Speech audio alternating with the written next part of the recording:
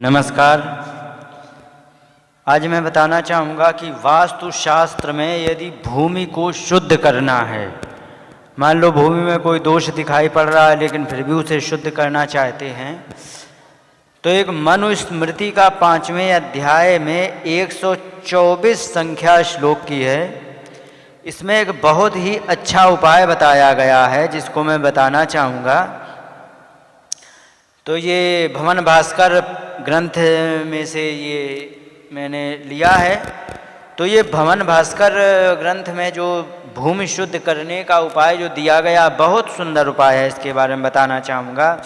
इसमें लिखा है कि सम्मार्जनो पांजनेन सेकेनोल्लेखनेन च गवां च परिवासेन भूमि शुद्ध्यति पंचभिः। ये मनुस्मृति का है। भूमि को शुद्ध करना हो तो इस प्रकार से कर सकते। कैसे? सम्मार्जनेन। सम्मार्जन माने झाड़ू लगाना, झाड़ू बुहारू करना।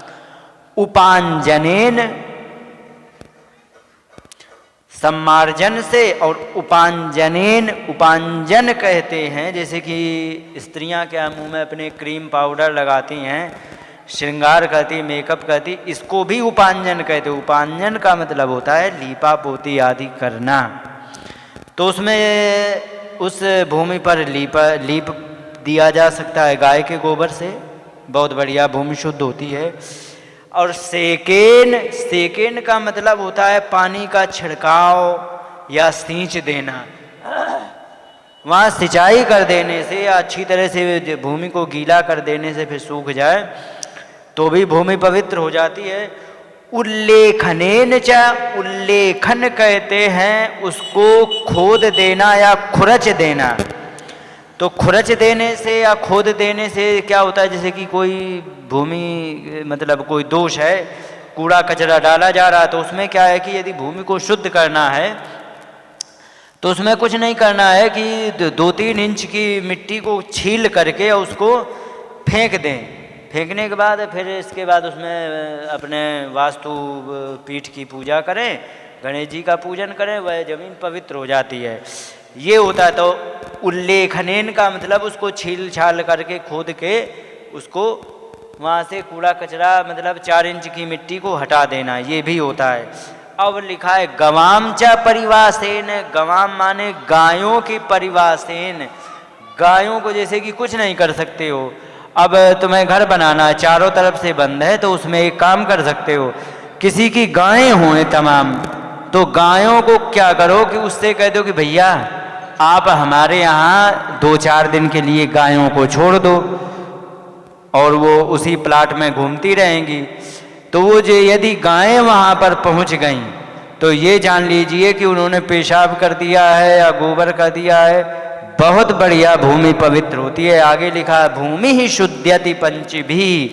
इन 5 मतलब उपायों से भूमि ही शुद्ध्यति, भूमि पवित्र हो जाती है।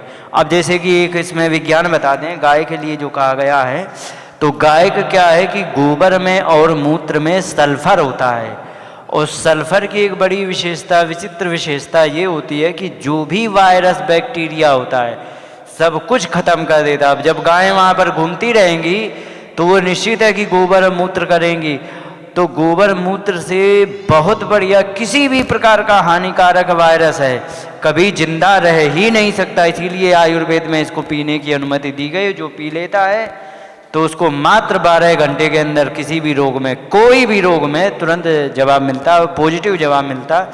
तो ये देखा है। तो इस प्रकार 5 प्रकार से यदि हम जमीन को पवित्र करेंगे तो बहुत अच्छी तरह होती है, और ये ऐसा देखा गया है।